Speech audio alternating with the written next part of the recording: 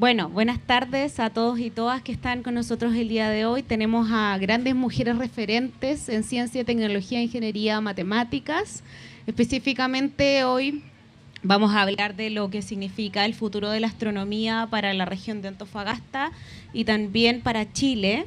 Así que, bueno, darte la bienvenida primero, Tere, que está con nosotros, María Teresa, Priscila. Muchas gracias. Muchas gracias. Bueno, vamos a ir, tenemos una obra de teatro después, así que tenemos que terminar justo a tiempo. Por lo tanto, vamos a empezar directo con las preguntas. ¿Cuáles son los principales desafíos? ¿No se está escuchando? Ahí sí.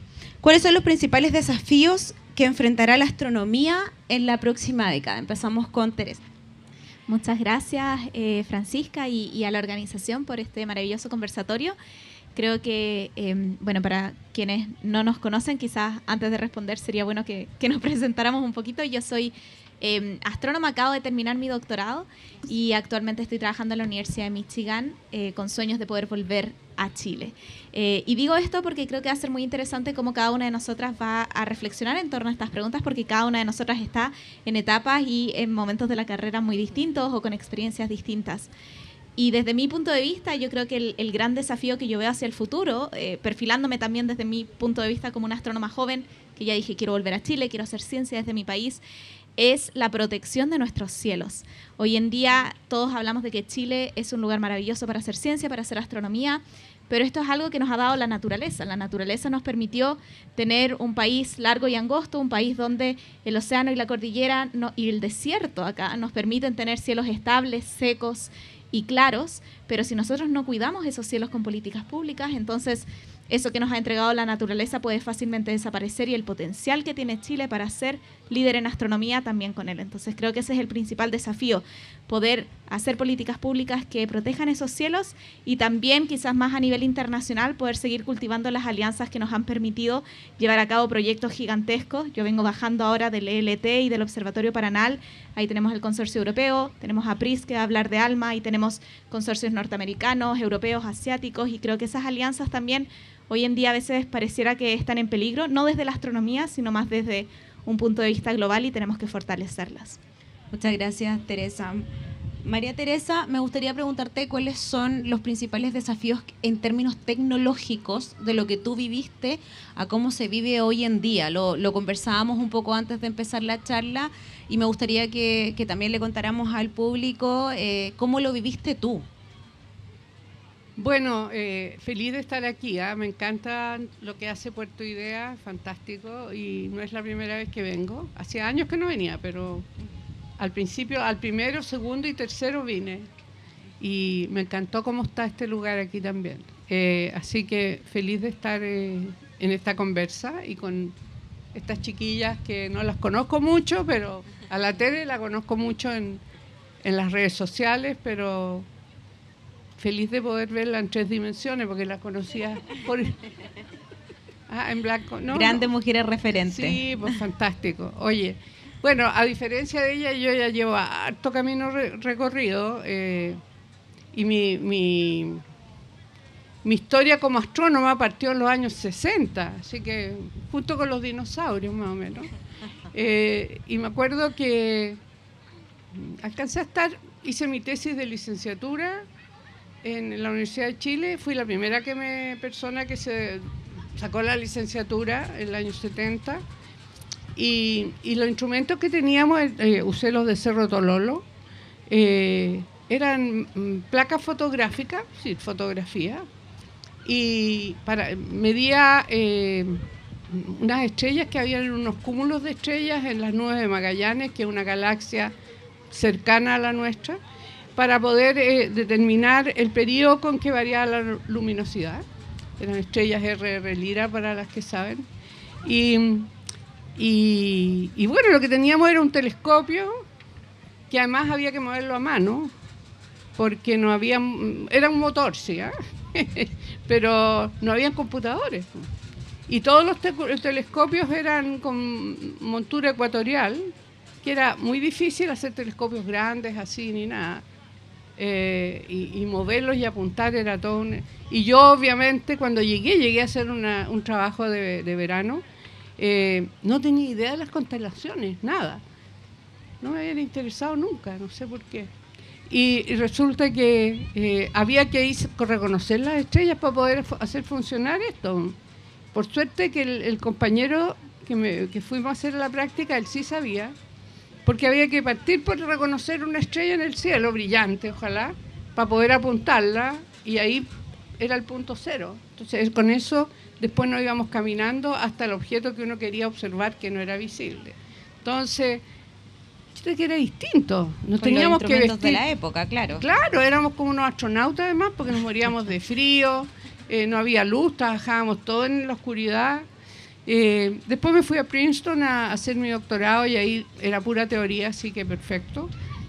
Y en entremedio llegó el internet, llegó la computación, y de pronto no costaba, y los telescopios eran todos ya con el alta azimut, así, la montura, que es mucho más fácil, y se empezaron a crecer los telescopios, y la astronomía siempre ha ido de la mano de la tecnología. Le exigimos a la tecnología cosas imposibles, no queremos ver eso, bueno, entonces la tecnología desarrolla cosas, o nosotros las desarrollamos como astrónomos, y la tecnología después se aplica en otros lados. Pero ha sido cambios tan notables, es decir, y hoy día estamos en un punto en que hay instrumentos pero complejísimos, y la astronomía también ha cambiado desde el punto de vista sociológico, porque yo me acuerdo cuando yo empecé, yo tenía una idea, pedía tiempo de observación, tomaba los datos, los publicaba, y el paper era María Teresa Ruiz. Ahora todos mis propios papers, los últimos, eran todos grupos de científicos, como de varias decenas de científicos. Muchos colaboradores. Claro, y gente que aporta desde el espacio con datos del telescopio espacial o del James Webb. Además, como el Internet te permite colaborar con gente en todo el mundo, que antes era imposible. O sea, uno se veía con los amigos. Yo siempre me preocupaba de que hubieran suficientes reuniones de astronomía seguidas para poder, porque si no nos encontrábamos todos tan viejos cuando ¿ah? Si era cada 4 o 5 años, cuando uno es joven no cambia mucho, pero después llega una etapa en que ya se empieza a cambiar. Entonces, ha cambiado mucho, y toda la tecnología, y bueno, y el futuro, yo creo que ellas pueden decir más cómo va el futuro, porque yo solo para decir que sí ha ido cambiando mucho en forma notable cómo se hace astronomía, y sí de la mano de la tecnología. De todas maneras, la tecnología ha venido a lo largo del tiempo ayudando cada vez más a las observaciones, a nuevos descubrimientos. En ese sentido, Prisi, me gustaría preguntarte cuáles son para ti los principales desafíos de la astronomía en el futuro. Bueno, mientras la escuchaba estaba pensando en un par de cosas, que yo creo que a medida que también va aumentando la tecnología que tenemos, también vamos generando nuevos desafíos. Y de hecho, por ejemplo, viene una mejora significativa en ALMA, que va a significar también tener que procesar cada vez más datos más rápidamente, y eso también es algo que encuentro que es lo muy bueno de la astronomía. A veces de repente preguntan, oye, ya, pero ¿y a mí de qué me sirve la astronomía? Es como la típica pregunta. Pero yo digo, mira, si te pones a pensar más allá del romanticismo que significa el mirar las estrellas y estar descubriendo nuevos objetos, el nivel de tecnología que esto tiene es tan grande que incluso ha llegado, no sé, a nuestro día a día, y eso es algo tangible que también tiene que ver con la astronomía. Entonces, hablamos de datos, hablamos de grandes cantidades de información. Ese es uno de los grandes desafíos que también vienen, porque cada vez estamos produciendo más datos, y también el impacto ambiental que generamos al respecto. Exactamente, la relación entre astronomía y sociedad, que cada día también eso se tiene que ir divulgando y acercando la ciencia. Eso es súper importante, que científicas como ustedes hagan divulgación y que inspiren a más niñas y más jóvenes a no solamente a la astronomía, sino también a todas las carreras científicas en general. Tere, ¿cuál crees tú que es la relevancia del Observatorio ALMA hoy y cómo se proyecta su papel futuro con la actualización del Wideband Sensitive Upgrade? Bueno, quienes me conocen saben cómo soy. Yo soy fan de ALMA. Soy fan de ALMA primero porque yo ocupo datos de ALMA en mi propia investigación. A diferencia de lo que comentaba María Teresa, que ella observaba con estos telescopios ópticos, yo toda mi carrera profesional ha estado perfilada por ALMA. Y yo creo que eso de nuevo es una idea de cómo nosotros, los astrónomos de estas nuevas generaciones, que ha sido muy rápido todo esto, ha sido los últimos 10 años, hemos tenido la posibilidad de trabajar con instrumentos que vienen y que nos entregan los datos con una calidad pristina. Mi profesora, Laura Pérez, siempre me dice que nosotros somos de cierta manera malcriados porque no tenemos que luchar contra todas las dificultades que significaba, María Teresa lo decía, mover el instrumento, tener la placa. En el caso de Laura, casi que limpiar las antenas cuando ella trabajaba con otros radiotelescopios. ALMA es un radiotelescopio que tenemos aquí en la región de Antofagasta, en el llano de Chacnantor, cerca de San Pedro de Atacama. Son 64 antenas que funcionan al unísono y ALMA representa para mí lo mejor de la colaboración científica. Lo mencionaba antes, es una alianza entre consorcios internacionales de Norteamérica, de Asia, de Europa. Las antenas mismas son físicamente distinguibles. Yo puedo ver cuáles antenas han sido hechas por el consorcio asiático, por el europeo, y funcionan juntas. Y yo creo que la ciencia tiene que representar eso. Y lo que viene ahora con el salto también nos muestra la potencia que tienen nuestros observatorios terrestres. Yo soy fan del espacio como cualquiera, pero los observatorios terrestres, los que tienen acá en Paraná, los que están, ALMA por supuesto, son observatorios que pueden ser mejorados. Son observatorios que tienen tiempos de vida útil mucho más largos, porque por ejemplo ahora ALMA nos damos cuenta que le podemos sacar más el jugo si cambiamos la tecnología y le hacemos un upgrade, lo subimos de nivel para poder detectar más moléculas en menos tiempo. Entonces, eso va a ser crucial porque los tiempos que tomamos en observar objetos distantes son muy largos y cuando queremos hacer, por ejemplo, estudios químicos de cómo son esos objetos, nos demoramos incluso más porque las moléculas son más tenues. Entonces, con el nuevo upgrade ALMA vamos a poder hacer más ciencia de excelente manera con este instrumento, pero en menos tiempo. Y eso yo creo que va a acelerar también los resultados científicos que van a ser importantes para las próximas décadas. Así que, fan de ALMA y fan de la observación terrestre que hacemos principalmente también desde nuestro país. Así que yo he insistido en todas mis charlas del Puerto Ideas y voy a seguir insistiendo en que ustedes aquí de la región son parte de estos descubrimientos, porque desde su tierra es que el mundo completo está observando el universo y eso es algo de lo cual todos y todas deberíamos sentirnos orgullosos en Chile y particularmente en Antofagasta y en Coquimbo, por supuesto.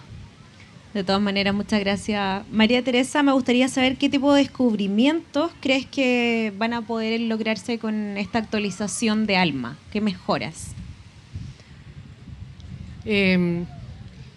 Antes de responderte eso que me está cuando hablaba la Tere, me acordé de alguna vez cuando vine a dar una charla aquí a San Pedro de Atacama en la municipalidad, en la junta de vecinos que estaba ahí, para los campesinos de los Ayllu sobre el universo y por qué era importante tener un telescopio como ALMA y después hubo un cóctel.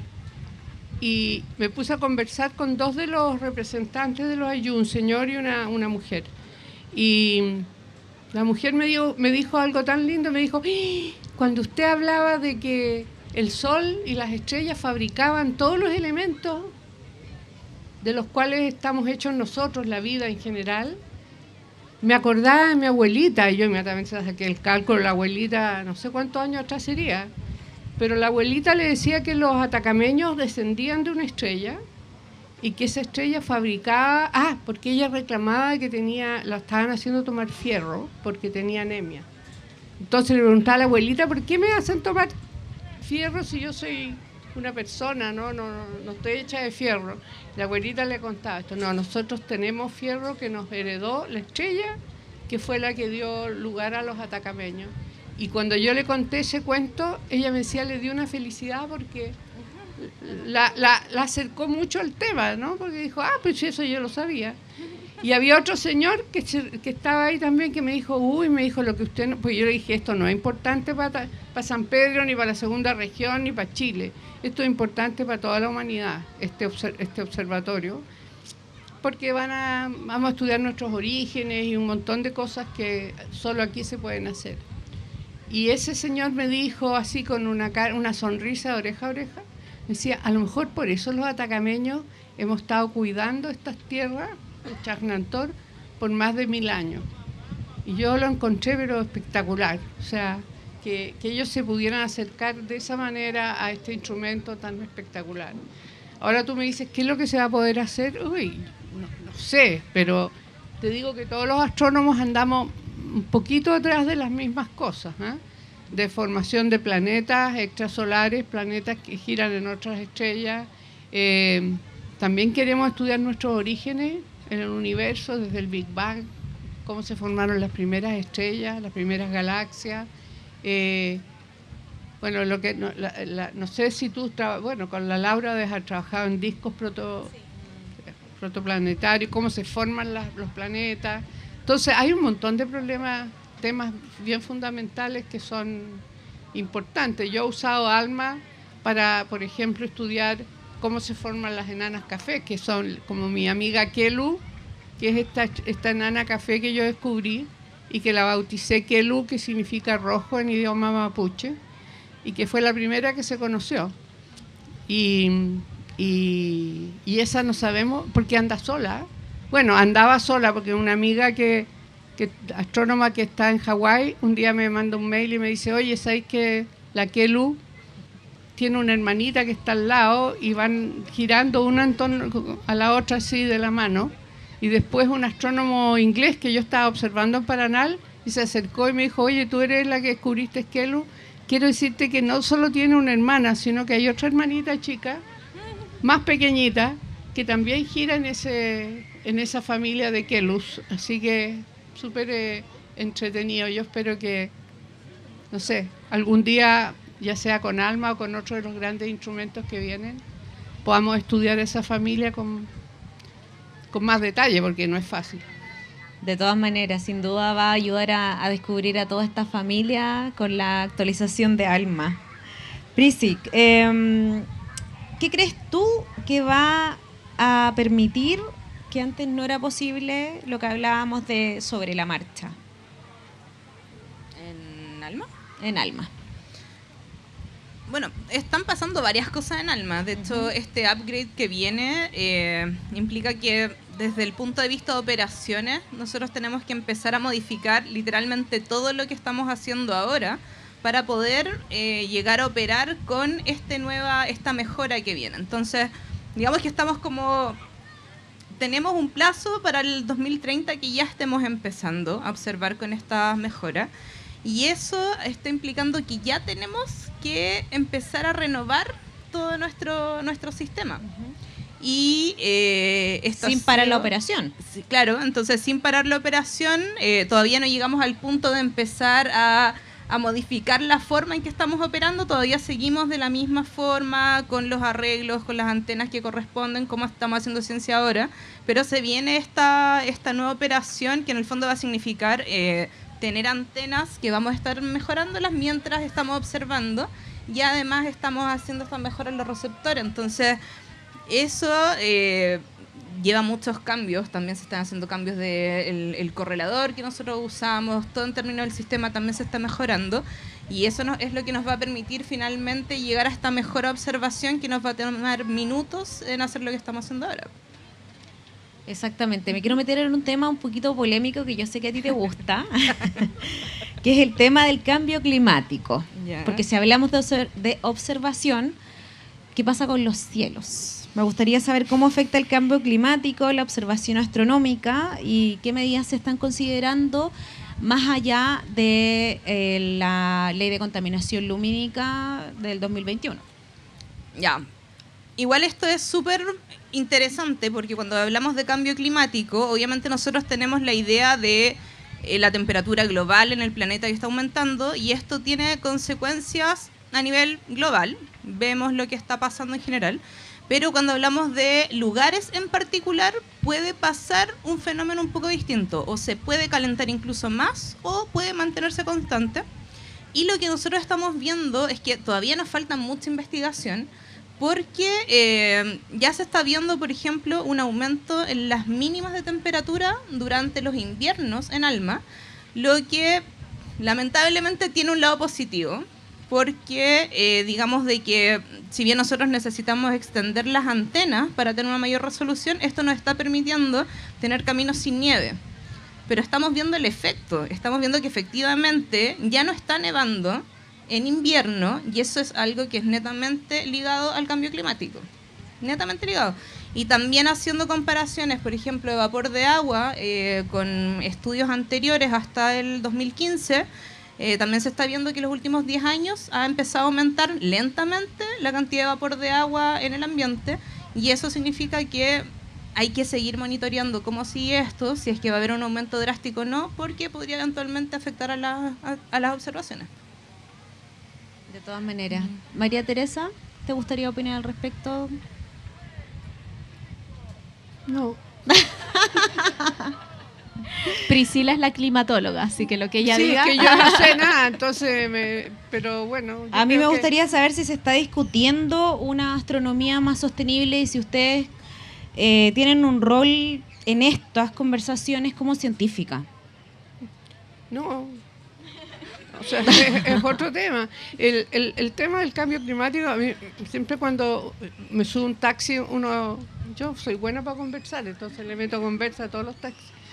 Y lo primero que dicen, en marzo, dice, por Dios que está seco este año. Mire, pero no hay ni agua en el Mapocho. Entonces digo, oiga, pero es que ya todo el agua se derritió, no ha llovido, todos los marzos de toda la vida ha sido seco. Te miran medio feo porque quería que tú le dijeras, sí, qué terrible el cambio climático, ¿no? No te llega. Entonces, lo que sí me preocupa es que también hay ciclos, ¿eh? En Paraná se descubrió también que había como un ciclo de 30 años en que habían mejores condiciones, pues empeoraban. Hay que estudiar a qué se den esos ciclos.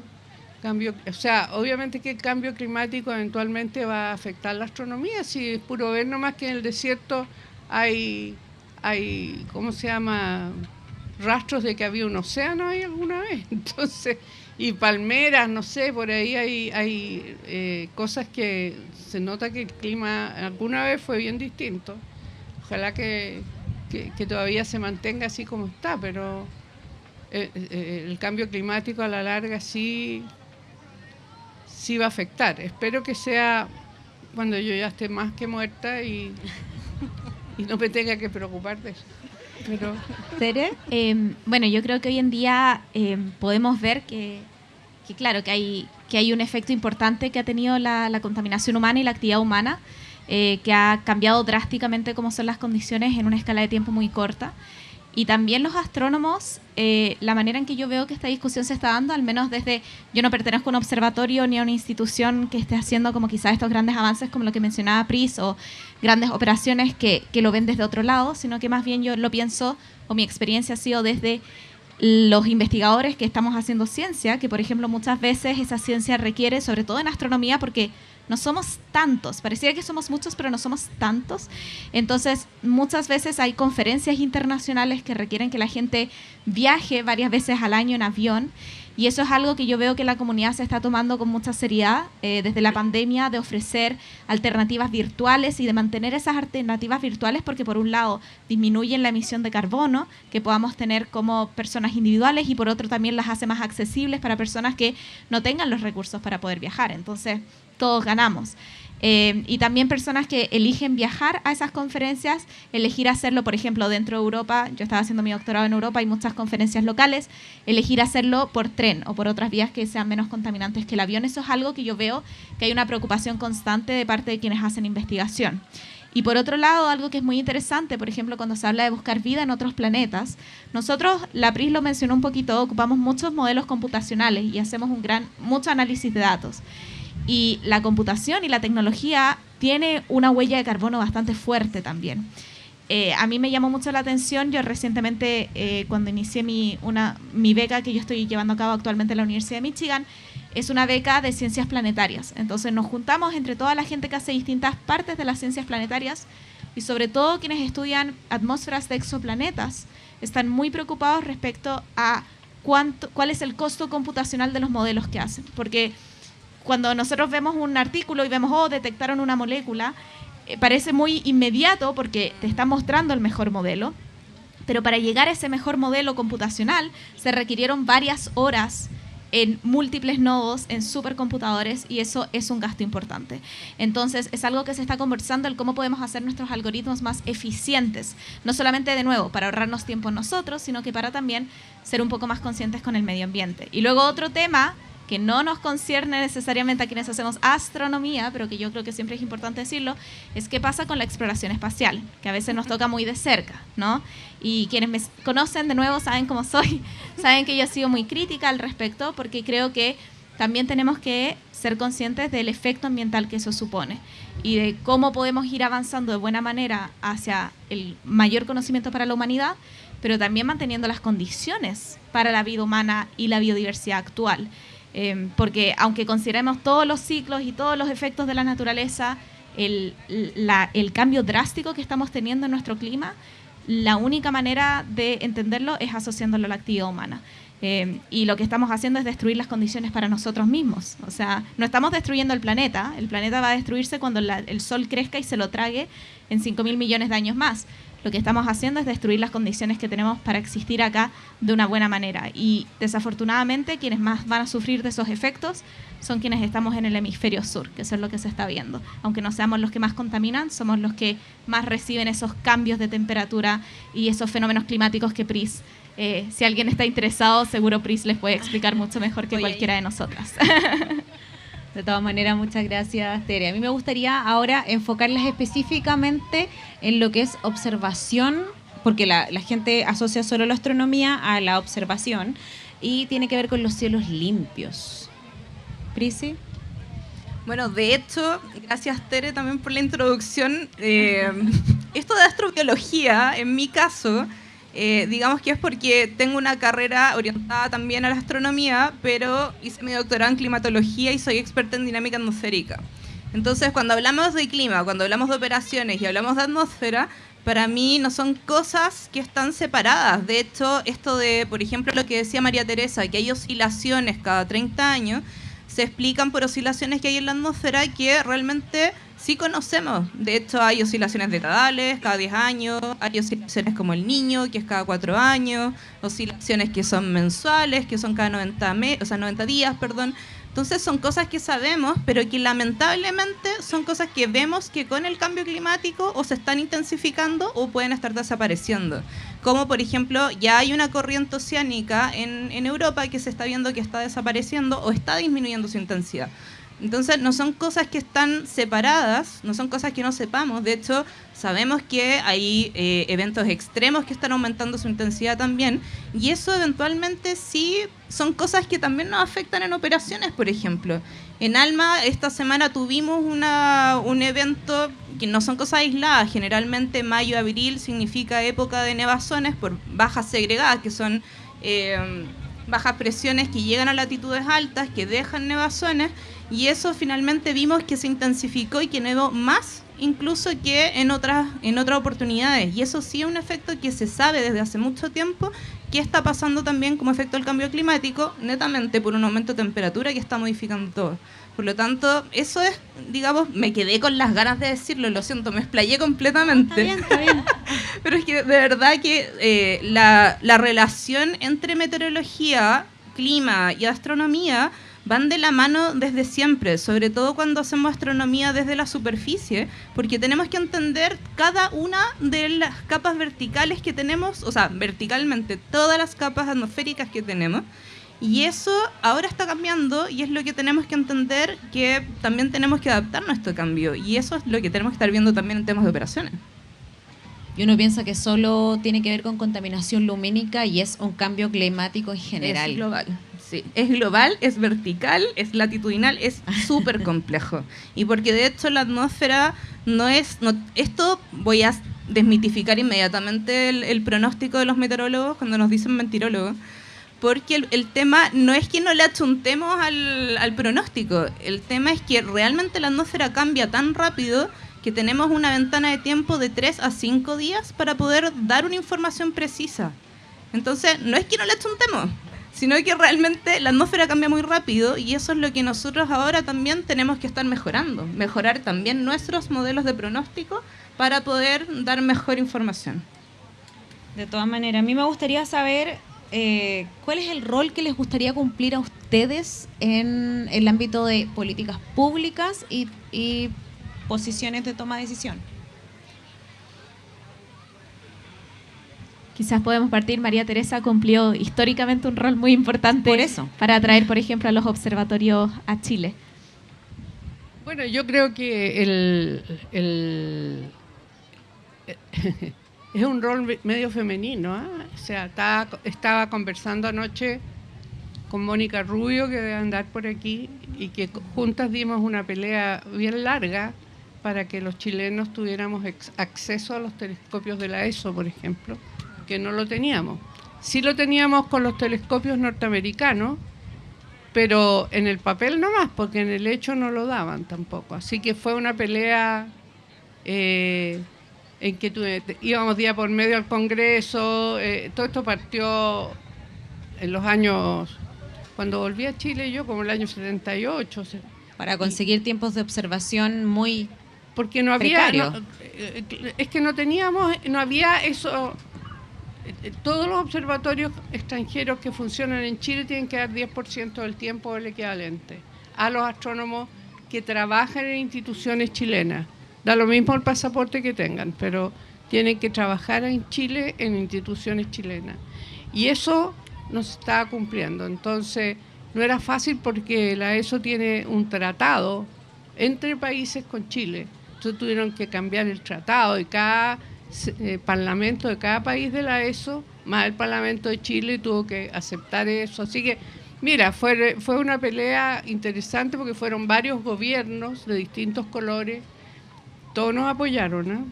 Así que finalmente eso se logró. Ahora está la pelea por los cielos no contaminados de Paranal, que son los más oscuros del mundo. Entonces ahí se pueden hacer cosas que no se pueden hacer de ninguna otra parte del mundo.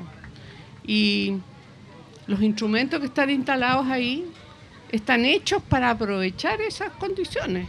Entonces, si se le instala a una empresa al lado que va a iluminar, aunque diga que poquito, no importa, no puede iluminar nada, porque en realidad las condiciones que hay ahí son tan únicas que cualquier movimiento de tierras que ensucie la atmósfera o los molinos de viento, para sacar energía eólica, todo eso va a afectar la observación y la calidad de la atmósfera. Así que estamos peleando ahora de nuevo con la Tere, con la Mónica, somos casi puras mujeres. No, pero eso está muy bien porque esa pelea se viene dando hace mucho rato con Paranal y hay que aprovechar el laboratorio natural que existe en la región de Antofagasta, sobre todo exactamente, con los cielos más limpios del mundo.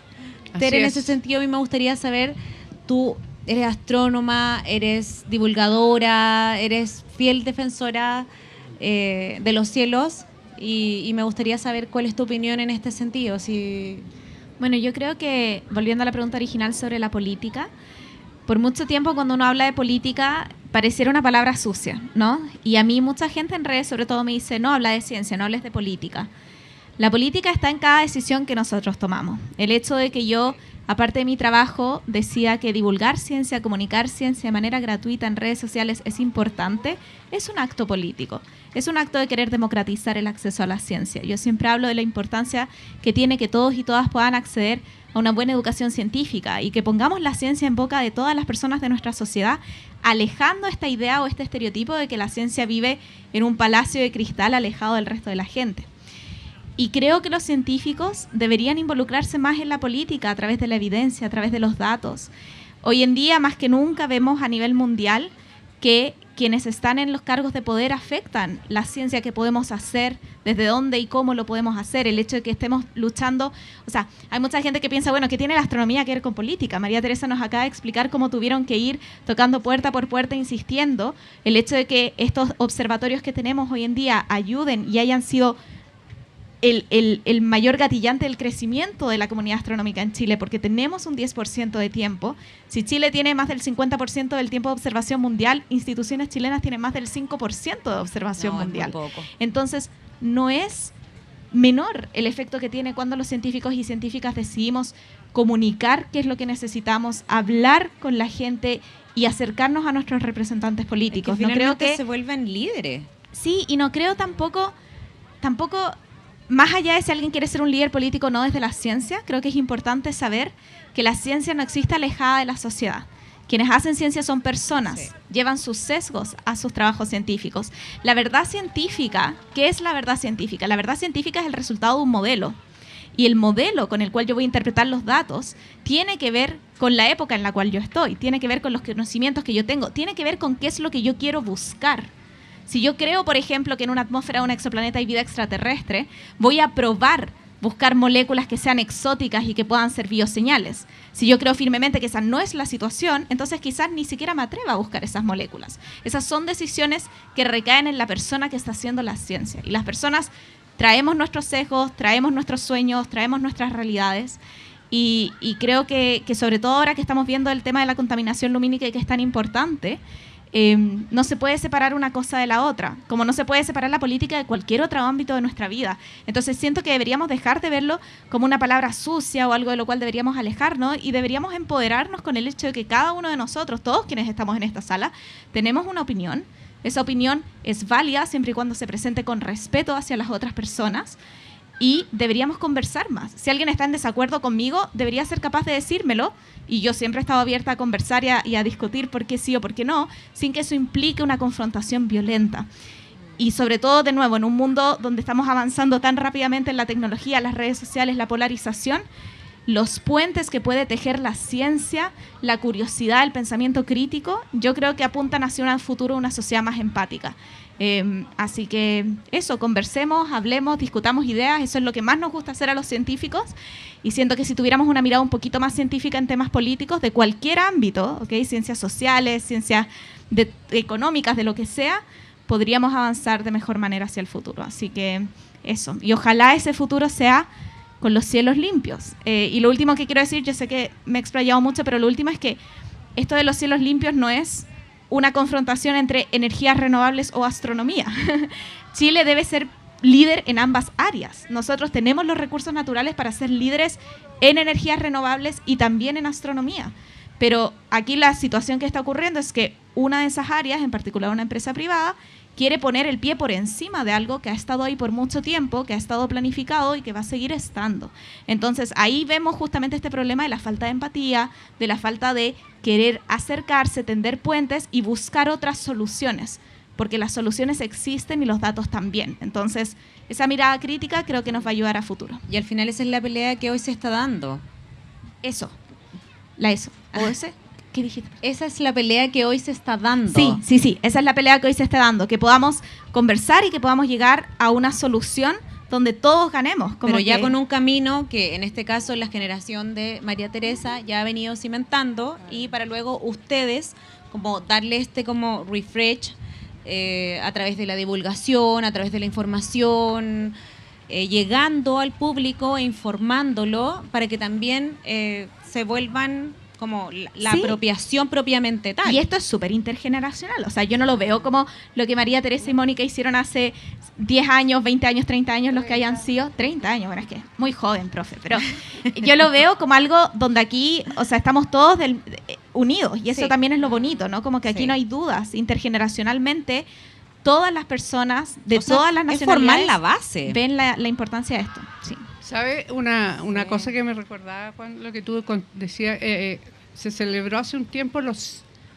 100 años de la Unión Astronómica Internacional y yo estaba de presidente de la Academia de Ciencias y me invitaron a la celebración en Bruselas. Y me impresionó porque, bueno, había gente de todos los continentes, pero me impresionó sobre todo un señor que era de África y que era director de un observatorio. Y hablaban, porque habían varios representantes de África, de distintos países, y hablaban de la astronomía para la paz. Y es una iniciativa, y contaban ahí cómo países que no se hablaban ni se miraban, se odiaban desde toda la vida, se habían puesto de acuerdo, habían juntado su platita y habían construido en el mejor lugar que encontraron en África, que no incluía, que yo sepa, Sudáfrica. Era pero habían encontrado un lugar y tenían un telescopio y iban astrónomos de todo África y eso lo financiaban los gobiernos, esos gobiernos que no se hablan, que se odian, que qué sé yo, pero cuando se trata de observar el universo, están todos juntos. Sí, yo lo encuentro eso mágico. Que eso, justamente estaba pensando como la colaboración. Yo creo que hay algo que quizás no lo notamos cuando hablamos de astronomía y hablamos mucho de los grandes descubrimientos. La verdad es que la ciencia y la astronomía en general siento que es aún más colaborativa que otras ciencias, porque uno empieza a hablar, tal vez tu experiencia en Europa, Tere, como quizás viste mucha gente que a mí me ha pasado, los que vienen a observar con nosotros y nos dicen, qué suerte que tú estés acá, pudiendo observar en estos cielos maravillosos, poder, no sé, a mí me toca operar y tomar probablemente tus datos. No me han dado datos de Alma, así que no. Puta, ya, bueno, ahí. Míos no son. Y eso es súper interesante porque al final tú decís, estamos acá, estamos en Chile, pero imagínate cómo es para la comunidad internacional que nosotros estemos acá con estos cielos cuidándolos. Finalmente somos como los responsables de que la astronomía finalmente se desarrolle también a nivel internacional.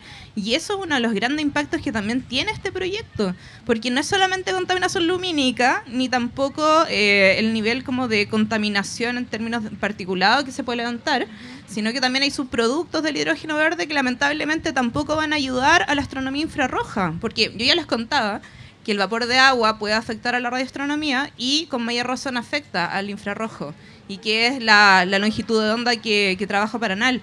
Y puta, una de las cosas interesantes que hay en Paranal es el viento súper fuerte que se genera ahí, que uno casi que puede tomar la hora a las 3 de la tarde, hay un viento súper fuerte en dirección norte. Y si ponemos una fuente contaminante al sur, ¿a dónde creen ustedes que va a llegar ese material particulado? Entonces, y ya hay una evidencia. De hecho, esto, no sé si, creo que como que no todo el mundo lo sabe. El otro día con Danilo, que es uno de mis colegas del observatorio, fuimos a buscar un observatorio solar que quedó abandonado, era del Smithsoniano, quedó abandonado cuando Chuquicamata empezó a operar. Y quedó abandonado, a pesar de que era el observatorio solar más importante del mundo en esa época, que tenía hasta incluso el día de hoy las mejores mediciones solares, todavía se usan, pero quedó abandonado porque el nivel de contaminación que le generó Chuquicamata hizo que ya no fuera posible observar. Entonces, ¿queremos eso para ANAL? ¿Queremos eso para el LT? Obviamente que no, y no solamente son estos dos proyectos que están afectados. Entonces, eso es lo que nos estamos jugando. No es jugarse solamente el recurso renovable, que hay otros lugares donde también se puede hacer lo mismo, sino que nos estamos jugando el desarrollo de la astronomía a nivel internacional, y eso sí que es súper potente. Y ese es un gran desafío, ¿eh? No lo comentaste recién. Bueno, yo les quiero llevar a otro ámbito ahora, que tiene que ver directamente con las barreras que ustedes han enfrentado como mujeres y cómo han podido inspirar a más niñas y jóvenes a seguir este paso como científica. Yo la Tere la veo muy activa en redes sociales, siempre empoderando a niñas, a jóvenes y siempre tirando como el tú puedes, como el modelo más inspiracional. Sí, yo creo que en lo personal... La pregunta era cuáles eran tus barreras. Sí. Yo contra lo que más lucho es contra algo llamado el síndrome del impostor. Todas. Mi amigo. Todas. Y creo que hoy en día, claro, lo reconozco, lo conozco, lo entiendo. A mí me ayuda mucho a entender las cosas que me dan miedo para poder superarlas. Por ejemplo, últimamente he estado desarrollando un leve susto a los aviones, pero tengo que viajar bastante. Entonces algo que me ha ayudado mucho ha sido leer sobre exactamente los pasos que ocurren en el avión para poder como racionalizarlo y llevarlo de mejor manera. Y lo que a mí me pasó en un momento antes de conocer el síndrome del impostor es que yo no me veía reflejada en quienes hacían ciencia. Yo tenía una idea abstracta de que quienes hacían ciencia primero eran hombres y segundo, porque cuando yo estuve en la universidad nunca tuve profesoras mujeres hasta que salí, entonces cada vez que pensaba en un físico o un matemático bacán era alguno de mis profes y era hombre. Y lo otro, una referente. Claro, me faltaba una referente con quien yo pudiera conversar, a quien yo pudiera ver, ¿no? Y lo otro es, claro, esta idea también de que quienes hacen ciencia son personas increíblemente inteligentes e inalcanzables, como, no sé, me eché un ramo, entonces nunca voy a poder ser científica, porque ¿qué tipo de buena científica se echaría un ramo? Seguro Marie Curie se echó un ramo.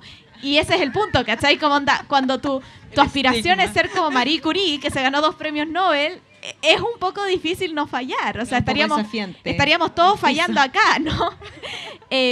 Y creo que todo eso cambió, y la razón por la cual yo en redes sociales trato de ser honesta sobre esto y mostrar lo que yo hago, es que todo esto cambió para mí cuando yo empecé a trabajar con mujeres. Y cuando empecé a trabajar con Laura, cuando empecé a trabajar con Miriam Benisti, que también era una profesora francesa que estaba en Cerro Calán mientras yo hacía mi magíster, ellas dos para mí se transformaron inmediatamente no solamente en mis mentoras, sino que también en mis referentes.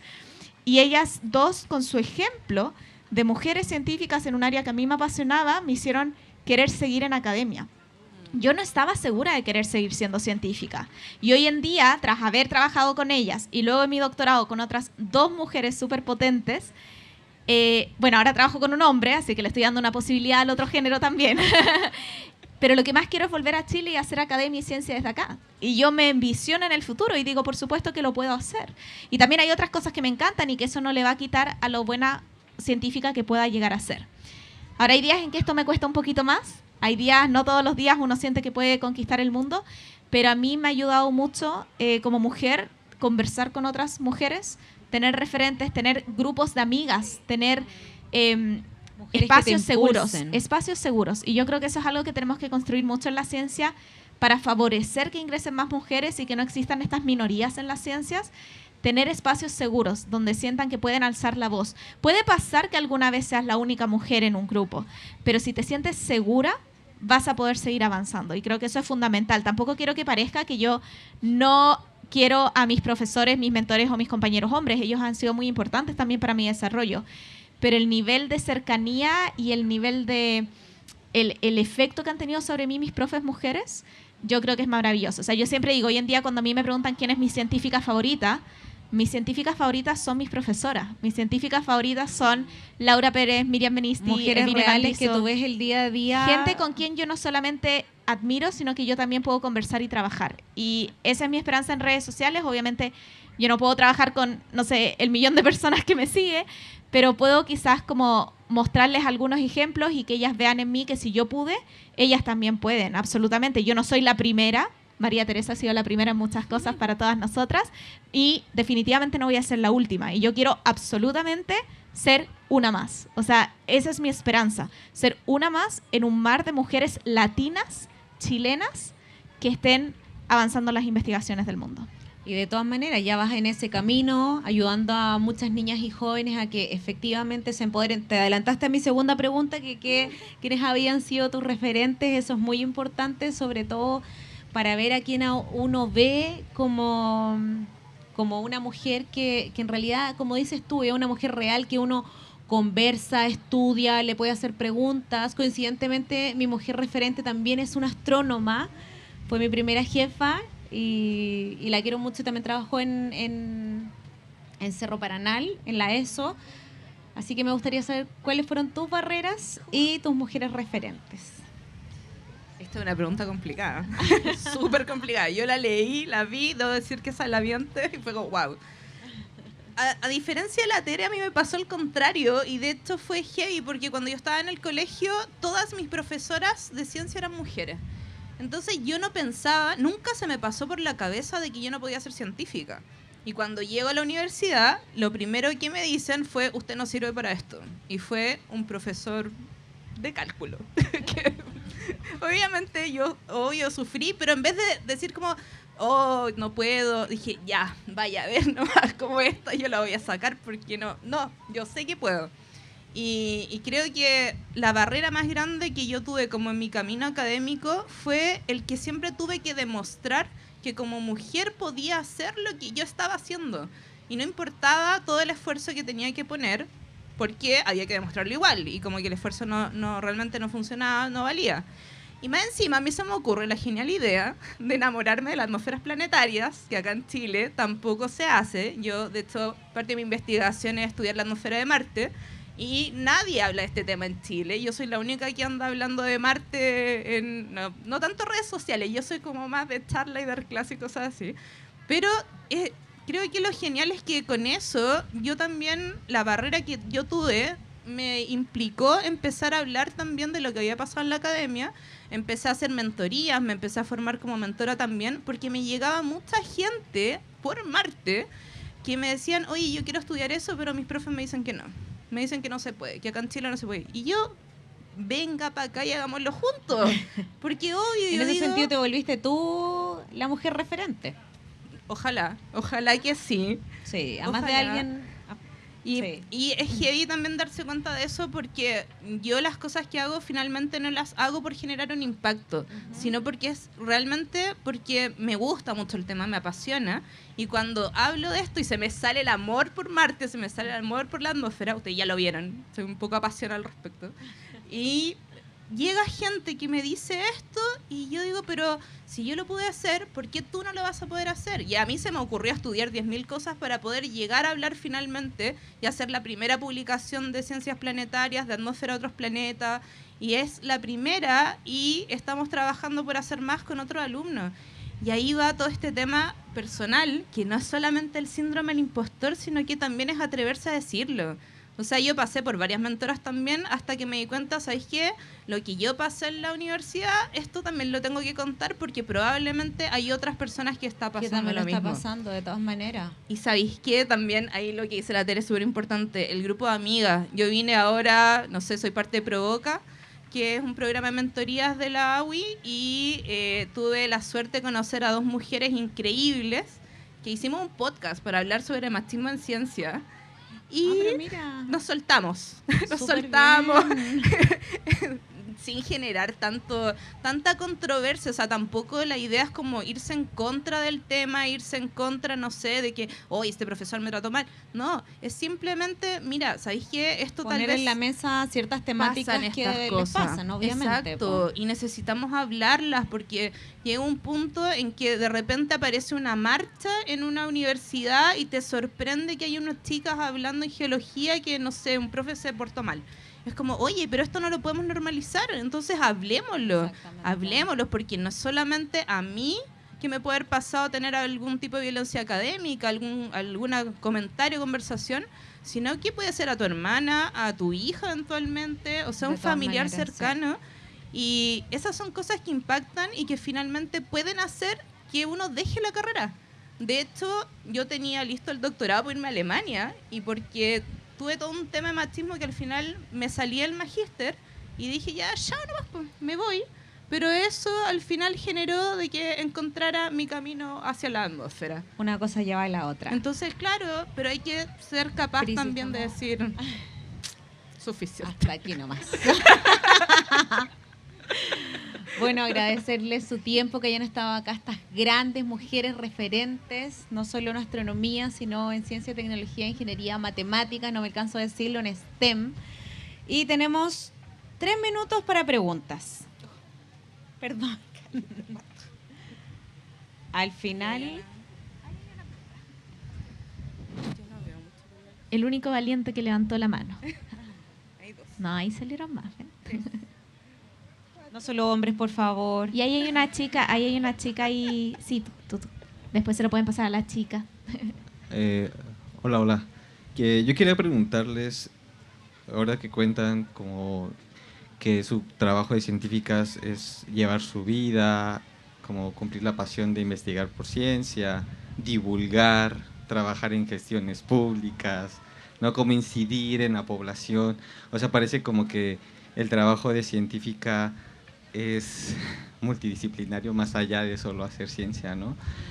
¿Ustedes cómo creen, o sea, realmente creen que es un papel viable para todas las científicas y los científicos que vienen, o debería de cambiar algo? Porque me parece que es una labor bien complicada, ¿no? Muy titánica. ¿Qué podrían decir al respecto? Y gracias y felicidades por todo. Yo súper en corto para darle la posibilidad a otras de responder. Yo creo que no debiese ser algo que todas las personas hagan. Mi opinión es que la divulgación científica tiene que ser un compromiso de las instituciones. Y que si alguien a nivel personal lo quiere hacer, maravilloso. Pero son 2 trabajos. Entonces, no puede ser obligación que todos los científicos y científicas también lo hagan, sino que tenemos que darles respiros, porque les pedimos mucho a los científicos y científicas, que hagan clases, que hagan ciencia, que lideren grupos, que postulen a fondos, que hagan administración. Tiene que haber un apoyo sistemático de las instituciones. Esa es mi opinión en breve. María Teresa Pris, ¿alguien quiere decir algo? Si no, la Bueno, chica yo estoy tenía- de acuerdo, yo creo que no a toda la gente se le da tampoco esto de hacer divulgación. Creo que no es coincidencia que haya muchas divulgadoras mujeres. Las mujeres somos conocidas por ser buenos para hablar, así que... y a veces cuando te critican y dicen las mujeres hablan por hablar, tal cual, hablamos por hablar, porque es una manera de comunicarnos. Entonces, los hombres en general hablan cuando tienen que transferir información, ¿no? Respecto al resultado del fútbol o si un software tiene problemas. Pero las mujeres hablamos por hablar y yo creo que disfrutamos haciéndolo probablemente y se nos da más fácil eso de acercarnos a la gente y hablar es fácil. Y yo creo que eso no puede ser una obligación, porque hay gente que no lo va a poder hacer nomás y que bien, o sea, participa en otro tipo de cosas, en una institución. Pero yo creo que la divulgación es fundamental porque es la sociedad la que nos paga el sueldo. Nosotros trabajamos, nos pagan por hacer esta maravilla. Yo siempre decía, este es un secreto, no hay que contarlo, que a mí me pagan por hacer algo que me encanta. Entonces, pero bueno, uno paga con eso, dando a conocer lo que uno sabe y poniéndolo en términos que sean comprensibles.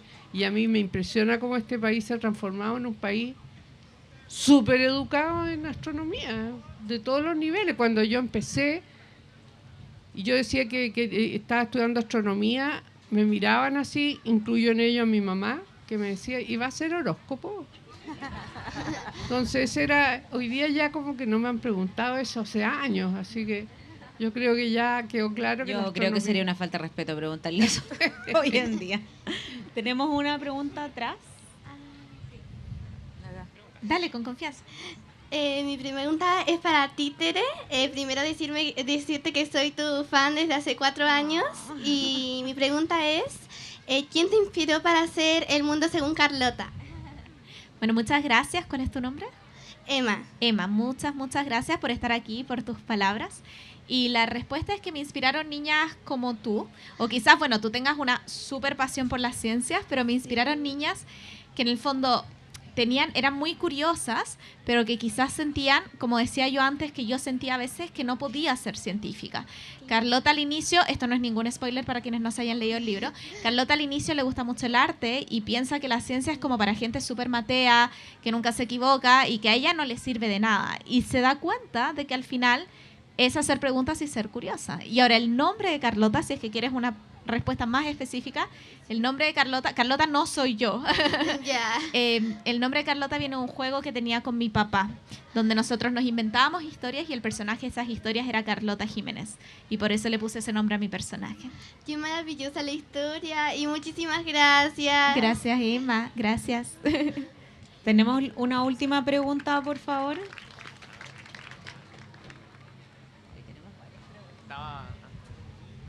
Caos. Por eso tienen que levantar la mano al principio. Buenas tardes. Bueno, primero decir mi emoción por estar mirando acá al frente a María Teresa. Leí su libro y, bueno, yo soy bioquímico y me transformó en un apasionado amante de la astronomía a nivel amateur. Así que una emoción para mí estar mirándola aquí en este escenario. Bueno, y mi pregunta es que algo que ustedes hablaron en el principio, que era que la astronomía había generado muchas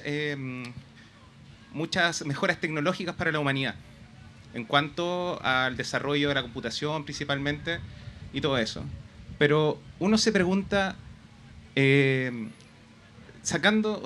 como la astronomía en sí, los millones y millones de recursos que gastan los gobiernos para conocer el universo, en el fondo, que en realidad es algo que ya ocurrió, ¿no? El universo es una foto que no se puede modificar. Son descubrimientos que están ahí, pero que nosotros no podemos intervenir en ellos. No es como otras ciencias, por ejemplo, la fisiología celular, que uno puede determinar una proteína, modificarla y hacer algo en tiempo real. Y la pregunta principalmente es para María Teresa, ¿cuál es el significado real que ella tiene después de todos estos años de estar trabajando en astronomía? ¿Cree que es el principal aporte de esta ciencia? Más allá de lo material, sino que para la humanidad. Esa es mi pregunta. ¿Qué es lo que a usted cree, después de todo este camino que ha tenido en su vida de astrónoma, es lo más importante que la astronomía le ha entregado a la humanidad? Eso.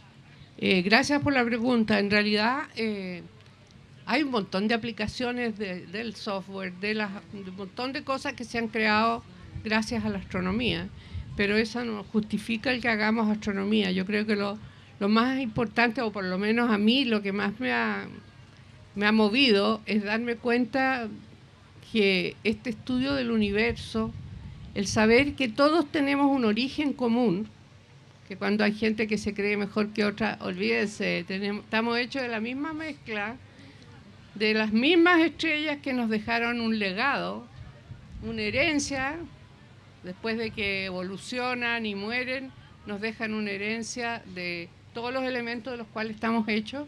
De esa sopa surge todo lo que conocemos y surge la vida en la Tierra. Y saber que somos parte de una cadena de esta historia que parte en el Big Bang o en alguna cosa, que eso lo entretenido en la astronomía, de que ponen un nuevo telescopio y se descubren que las cosas que creíamos que eran de una manera no son así, eran distintas, y hay que seguir planteándose respuestas. Vamos a ver todas las cosas nuevas que van a salir con el ELT cuando vea la primera luz, una maravilla. Entonces, el saber que uno es parte, hay una trascendencia en la materia. Y eso yo lo encuentro, por lo menos a mí, muy importante. Y además, que tenemos que aprender a querernos y comunicarnos entre todos, porque vamos a enfrentar el destino, también es común. Y yo cuando hablaba de esto en alguna charla decía, porque, por ejemplo, una pandemia, yo nunca pensé que me iba a tocar vivir una pandemia como la que nos tocó, pero lo mencionaba entre la posibilidad, pero también puede ser un choque de un asteroide o qué sé yo. Hay cosas que podrían realmente desafiar a la humanidad. Y nosotros nos podemos defender en este momento, pero siempre que trabajemos todos juntos. Y si unos van para allá y otros para acá y hay desconfianza, no se puede. Así que eso es lo que a mí más me emociona, es que como que el universo nos enseña un camino. Y es un camino bueno, es un camino que nos lleva a como digo, trabajar todos juntos y enfrentar desafíos importantes. La última pregunta. La última pregunta la quiero hacer yo y se la quiero hacer a Priscila, para aprovechar. Bueno, yo trabajo en un centro de innovación, se llama CINDA, Diseño Avanzado, Diseño de Innovación y Desarrollo Avanzado en realidad. Y tenemos un spin-off que es Sirio Space, que específicamente somos los que creamos los contenedores donde astrobiólogos como tú envían las diatomeas marinas para ver cómo actúan en el espacio, ¿verdad? En órbita. Entonces también en base a eso, ahora actualmente existe un proyecto que es con el gobierno regional, ¿verdad? Y la FACH, que es crear una estación espacial específicamente acá en Antofagasta.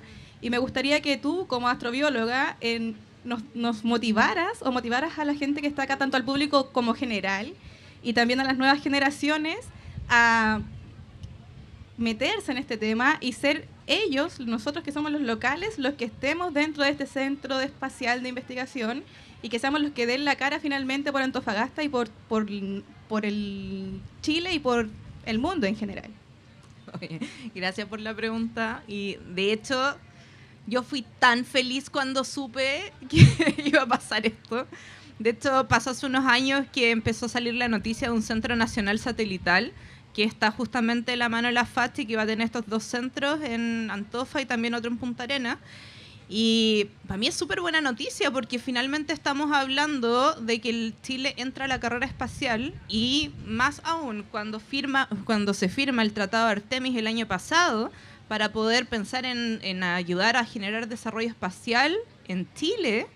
O sea, es como estamos por fin entrando a esta carrera que deberíamos haber entrado hace mucho rato, porque también, aunque quizás, claro, una puta, ahí entra mi contradicción con la minería espacial y todo, pero resulta que Antofagasta tiene un nivel de tecnología en las mineras que eso puede enseñar mucho justamente el desarrollo espacial, porque ya se está generando mucha robótica incluso en las mineras, y eso es algo que se está haciendo acá. Y tal vez no todo el mundo sabe, pero esto ya estamos hablando de minería pionera en el mundo, y es justamente lo que nos tiene que motivar a decir que nosotros también podemos llegar allá. Entonces, no es solamente hablar de las diatomeas y cómo se comportan, o tal vez extremófilos, qué sé yo, pero es pensar realmente qué es lo que nosotros, como desde la región de Antofagasta, por ejemplo, podemos aportar para tal vez llevar un brazo robótico al espacio como lo hicieron los canadienses en su momento en los transbordadores espaciales. Y eso es algo que tenemos que pensar de que no es lejano, que de hecho tenemos el ingenio y tenemos también la tecnología para poder hacerlo, y tenemos que empezar a crearnos el cuento al respecto, porque esto ya está pasando y tenemos que empezar a hacerlo de una vez por todas. Así que qué buena, súper buena noticia, y gracias por también comentarlo. Muchas gracias, Priscila. Bueno, de esta manera damos término a esta panel de conversación, el futuro de la astronomía, y agradecer a cada una de las mujeres científicas e investigadoras que estuvieron con nosotros el día de hoy, grandes mujeres referentes en STEM, y les pido un aplauso para ellas, por favor. Muchas gracias.